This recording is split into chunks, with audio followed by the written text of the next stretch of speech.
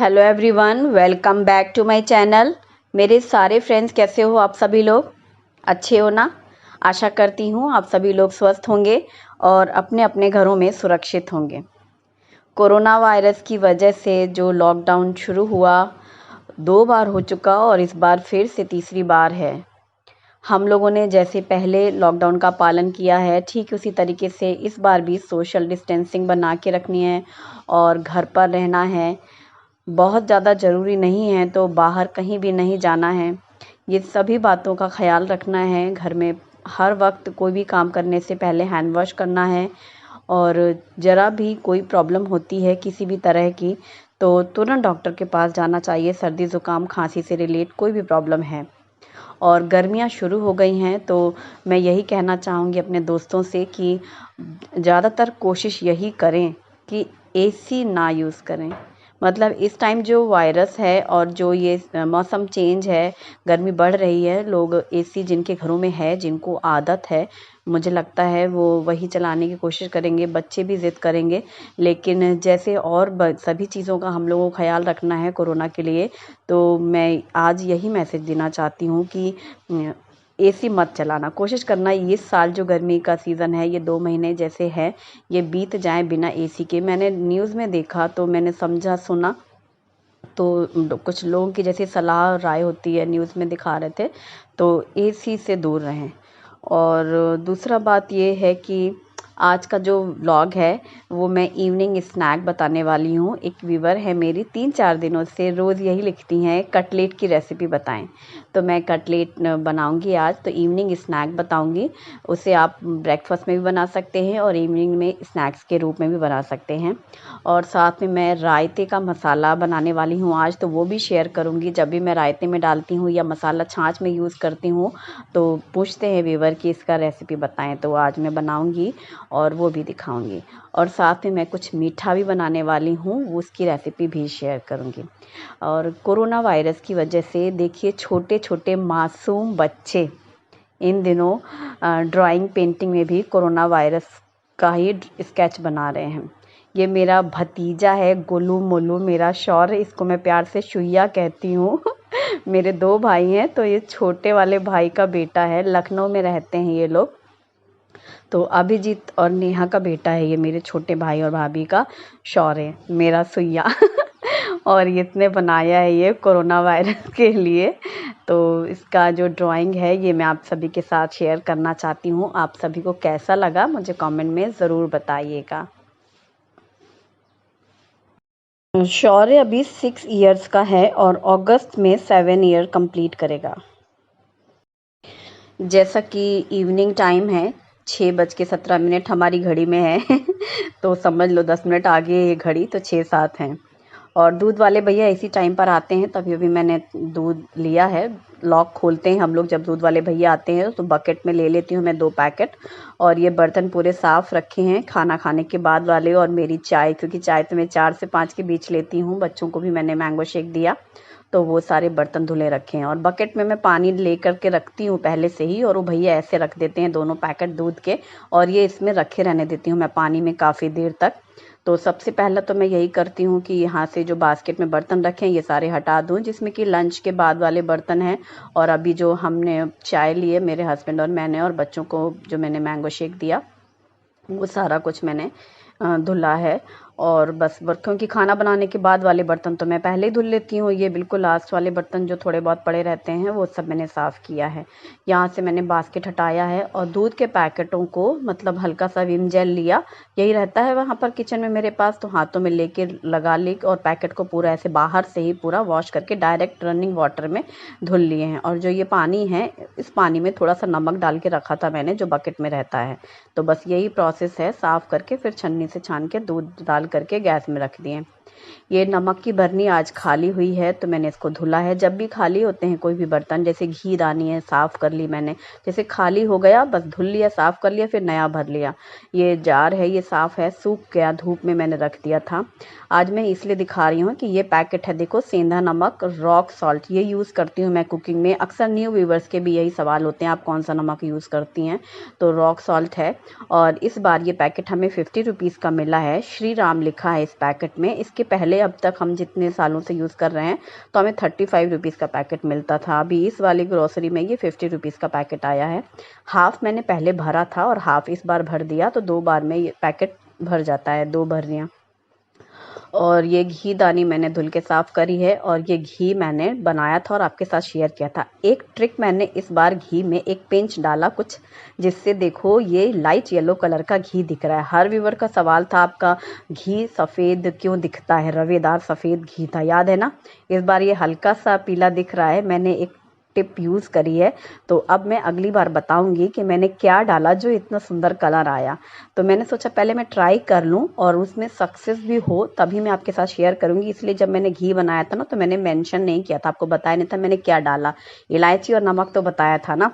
और ये कॉर्नफ्लेक्स का पैकेट आया हुआ था, जैसे ग्रोसरी अभी कुछ दिनों पहले ही आई थी, तो जो जो चीज़ें भरनी होती हैं वो मैं उसी समय भर देती हूँ। कुछ चीज़ें ऐसी पैक्ड रहती हैं कि जब हमें ज़रूरत है तब हम खोलेंगे। तो जैसा कि ये पैकेट मैंने निकाला है और मैं इसको या तो कट करके आप बॉक्स में भर लो, तो चूँकि ये जो बॉक्स है ना जिसमें मैं ये रखने वाली हूँ, जैसे 4 लॉक्स हैं तो एक लॉक इसका ढीला रहता है, अच्छे से कंटेनर पैक नहीं होता, तो मैं इस तरीके से पैकेट में ही रखे रहने दूंगी। और इस डब्बे में मैं रखती हूँ कॉर्नफ्लेक्स, सामने रहता है अलमारी में, और ये इस तरीके से रख देती हूँ। तो दूध में जिसको भी कॉर्नफ्लेक्स यूज़ करना है तो यूज़ कर सकते हैं। अब गर्मी के दिन है, मतलब थोड़े बड़े दिन रहते हैं, कई बार बच्चों को ऐसा था कुछ खाना है और अगर हम नाश्ता नहीं बना पा रहे हैं या कुछ ऐसा है तो दूध के साथ कॉर्नफ्लेक्स। बेटा तो मेरा नहीं खाता है, वो चौकोस पसंद करता है, लेकिन बेटी कभी कभी खाती है, तो इसलिए ये पैकेट रखा हुआ है। और आज मैंगो लिए हैं, दरवाजे से लिए हैं, नीचे आवाज़ आ रही थी मैंगो, और जो पिछली बार आए थे हमारे यहाँ तो वो ख़त्म हो गए क्योंकि मैंगो शेक और आइसक्रीम ही बनी, श्रीखंड बना। मैंगो शेक तो डेली बना रही हूँ मैं। और इसी मैंगो को मैंने पानी में नमक डाल करके धुल लिए थे, धूप में बालकनी में ही धुल के रखे थे। जब धूप लग चुकी है और अब मैंने ये 2-3 चम्मच सौंफ ली है, कढ़ाई में डाला है, और 1 कटोरी लिया है जीरा। जीरा और सौंफ दोनों ही मिक्स होना है, यानी 3 चम्मच करीब रही होगी सौंफ। और यहाँ पर मैंने लिए हैं 10-12 लौंग। सबको भूनना है, आँच को मीडियम रखा है मैंने, और जीरा, सौंफ और लौंग भूनने हैं। लौंग जब भून के गर्म होने लगती है तो वो फूल जाती है, मोटे मोटी हो जाएगी, बड़ी बड़ी सी। और सौंफ और जीरे की बहुत अच्छी सी खुशबू आती है। जब जीरा भुनता है तो पूरे घर में महकता है। तो ये सबसे पहला मैं शुरू कर रही हूँ। तो मैंने यहाँ पर इसको भूना है, लगातार हिलाते जाएंगे। जैसे अगर आंच तेज लगे तो फिर धीमा कर लें, और जब इसकी खुशबू आती है, कलर हल्का सा चेंज हो जाता है, डार्क सी हो जाएंगे जीरे, और जो अभी सौंफ हरी हरी दिख रही थी वो भी ऐसे ब्राउन सी हो जाएगी। अब मैंने इसमें 1/4 चम्मच, छोटी सी चम्मच हींग डाली है, और हींग मैंने ऐसे कढ़ाई में रख दी है।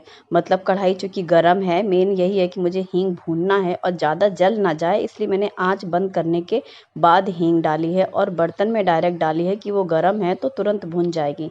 अब हींग भी भुन गई है और बहुत अच्छी खुशबू आ रही है। तो मैंने सौंफ, जीरा और हींग जब हल्का सा ठंडा हो गया है तब मैंने ग्राइंडर जार में डाला है, और इसको मैं एकदम फाइन पाउडर बनाऊंगी। और अगर मोटा है तो आप फिर से दोबारा तिबारा उसको पीसो, मतलब एकदम बारीक होना चाहिए। सौंफ, जीरा, लौंग और हींग, ये पाउडर तैयार हो गया है। और ये जो पाउडर है इसकी खुशबू और इसका टेस्ट बहुत ही अच्छा है। आप इसे मसाला छाछ में डाल सकते हैं, आम पन्ना में डाल सकते हैं, कच्ची कैरी की चटनी में भी यूज़ कर सकते हैं, किसी भी तरह के स्नैक्स बनाते हैं जिसमें आपको रोस्टेड क्यूमिन पाउडर डालना है रेसिपी में, तो आप इसे ही यूज़ कर सकते हैं। और जैसा कि मैं रायते में भी यही वाला मसाला यूज़ करती हूँ, और इस जार में भरा रखा रहता है, और इस तरीके से इसको बंद कर दिया। तो मैंने अंदाज से बनाया था, पूरा डब्बा भर गया है। अब मैंने पोहे का डब्बा निकाला अलमारी से, और एक बड़ी कटोरी भर के मैंने ये पोहे लिए हैं, ये देखिए।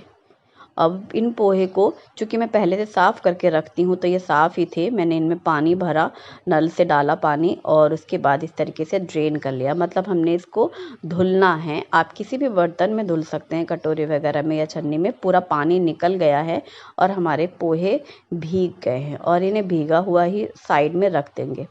अब मैंने कुछ ड्राई फ्रूट्स निकाले हैं, जैसे मखाने मैं छोटे कर रही हूँ, 1 छोटी कटोरी मखाने लिए हैं, किशमिश, बादाम, नारियल और चिरौंजी, और चावल मैंने 2 चम्मच भिगो के रखे हैं, 2 स्टील के चम्मच जैसे हम लोग खाते हैं, टेबल स्पून।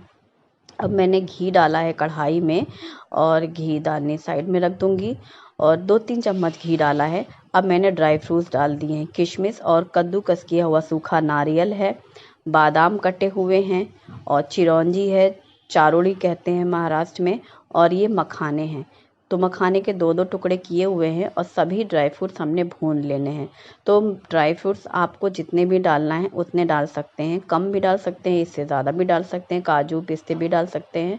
ये 2 चम्मच जो चावल मैंने धुले थे भीग चुके हैं, तो उन्हें ऐसे हाथों से रब करो ना भीगने के बाद, तो वो बिल्कुल ऐसे मतलब बारीक बारीक हो जाता है। और ये खीर वाला चावल है जो कि मैं बता चुकी हूँ, अलग से रखती हूँ मैं खीर वाला, वो बारीक होता है, उसकी खुशबू बहुत अच्छी होती है। मेन यही है खीर के चावल की खास बात। बाकी छोटा करने के लिए तो आप बड़े चावल को भी छोटा कर लेते हो, लेकिन जो खीर के लिए चावल आता है ना, उसकी खुशबू बहुत अच्छी होती है, उसको तुलसी भोग कहते हैं चावल को। और ये दूध रखा है, सुबह आज मैंने आलू के पराठे बनाए थे नाश्ते में, जो कि बहुत हैवी था, तो बच्चों ने दूध नहीं पिया। और फिर दोपहर में दाल रोटी चावल बना, क्योंकि रोटी तो एक टाइम चाहिए हस्बैंड को, तो चूँकि मुझे स्नैक्स बनाने थे तो मैंने लंच में ही मतलब सरेंडर किया कि भाई दाल रोटी दोपहर में बना लेते हैं। तो दूध रखा हुआ था, सुबह जब आलू के पराठे खाए गए तो दूध नहीं पिया, तो अब मैंने ये दूध डाला है इसमें। करीब 1 लीटर दूध तो पूरा पूरा होगा ही, जो मैंने डाला है इससे ज़्यादा ही है, थोड़ा सा बचाया मैंने उस भगोने से, उसमें तो पूरा 2 लीटर था। और यहाँ पर ये पोहे हमारे पूरे भीग चुके हैं। अब ये 4 उबले हुए आलू जो कि सुबह मैंने उबाले थे ना आलू के पराठे के लिए, उसी में से मैंने बचा लिए थे, क्योंकि जब स्नैक बनाना होता है तो अगर मैंने पहले सुबह कुछ आलू उबाले हैं तो मैं बचा के साइड में रख लेती हूँ। तो ये 4 आलू हैं जिनका छिलका उतार लिया है। अब चूँकि सुबह उबाले थे ना, लेकिन मैंने फ्रिज में नहीं रखे थे, बाहर ही रखे रहने दिए थे, क्योंकि मुझे यूज़ करना था शाम में। तो मैं इसे कद्दूकस कर ले रही हूँ, इससे क्या होगा एकदम अच्छा सा स्मूथ सा बन जाएगा। ऐसे फोड़ भी सकते थे, पर कभी कभी होता है कुछ गांठें सी रह जाएं, ठंडा है ना आलू। और ये भीगे हुए हैं पोहे, तो एकदम पानी पूरा निकल गया है इसमें ना, बहुत अच्छा रहता है इसमें, जाली में छेद छेद है इस पॉट में, तो सारा पानी निथर जाता है हम कुछ भी धुल के रखते हैं तो। और ये ऑनलाइन लिया था मैंने, इसकी लिंक भी शेयर की थी जब मैंने दिखाया था। अब मैंने इसमें डाला है नमक स्वाद के अनुसार, और इसमें डालेंगे थोड़ी सी लाल मिर्ची, और बिल्कुल ज़र्रा सा डालना है मसाला, गरम मसाला। और ये जो मैंने अभी जीरा पाउडर बनाया है, ये छोटी चम्मच से आधा चम्मच डालेंगे, और चम्मच मैं इसी जार में भर के रखती हूँ, मतलब जैसे पाउडर के साथ में ही रहती है। और इसका लॉक कर देते हैं। याद रखें इसको जिसमें भी भर के रखें ना, एयर टाइट रहे, मतलब ऐसे सील नहीं जाए, हवा नहीं जाए उस डब्बे में। और अब मैंने चाट मसाला डाला 1 छोटी चम्मच जितना, और अगर चाट मसाला के साथ में आप थोड़ा सा आमचूर पाउडर डालना चाहें तो थोड़ा सा डाल सकते हैं। यदि आप चाट मसाला नहीं डालते हैं तब तो आमचूर पाउडर ज़रूर डालना। बारीक कटी हुई हरी मिर्ची डाली है, 1 चम्मच अदरक कद्दूकस किया हुआ एकदम पेस्ट है, मैं बारीक वाले कद्दूकस से करके रखती हूँ जब भी डालना होता है। और हरा धनिया की याद आ रही है, लेकिन फ्रिज में थोड़ा सा भी नहीं है, तो बिना हरा धनिया के मुझे आज ये स्नैक बनाना पड़ रहा है। पर आप हरा धनिया ज़रूर डालिएगा, हरा धनिया के बिना तो मज़ा ही नहीं है किसी भी इस तरीके के स्नैक्स में ना, जो हम लोग नमकीन कोई भी आइटम बनाते हैं। पर मजबूरी इंसान से क्या ना करा ले है ही नहीं, घर पे तो क्या करेंगे। देखो इसी तरीके से होता है, जो चीज़ें नहीं है तो हम लोग मजबूर हो जाते हैं ना और इसी से हम लोग को बहुत कुछ सीखने को मिलता है। और यहाँ पर खीर बन रही है, खीर मैंने पहले इसीलिए इंडक्शन में रखी थी कि जितना टाइम खीर बनती रहेगी तब मैं इसके तामझाम करती रहूँगी स्नैक्स के लिए। और दूध भी बॉयल हो चुका था, गैस पे जो रखा था आज वाला वो बंद करके रखा था। और यहाँ पर इसको शेप देनी है, आप इसे ओवल शेप दे सकते हैं, फ्लैट टिक्की की तरह भी बना सकते हैं। तो मैं इस तरीके से सिलेंडर बना रही हूँ, तो ऐसे ओवल शेप में बना करके इसको प्लेट में आप रोल, और या फिर आप ऐसे हथेली में भी हल्का सा चिकनापन कर लो, मतलब घी तेल कुछ भी लगा के फिर उसमें भी ऐसे कर सकते हो चिकना।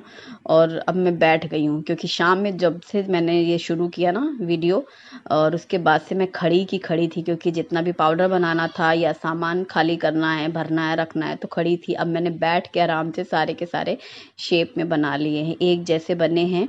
और इस तरीके से ये हमारे कटलेट तैयार हो गए हैं। कुछ लोग इसको यूं ही फ्राई कर लेते हैं, लेकिन मैं यहाँ पर ब्रेड क्रम्स का यूज़ करूँगी। ये ब्रेड क्रम्स मैंने घर पे बनाए हैं, ये भी मैं जब अगली बार बनाऊँगी तो आपके साथ शेयर करूँगी। कुछ प्रॉब्लम नहीं होती है और डब्बे में भर के आप रख सकते हो। ये मैंने 2 बड़े चम्मच जितना मैदा लिया है, ठीक है। इसमें हमने 1 बड़ा चम्मच ये चावल का आटा लिया, ये मैं अलग से बना के रखती हूँ चावल का आटा। ये देखो 1 बड़ा चम्मच चावल का आटा है और वो 2 चम्मच मैदा है।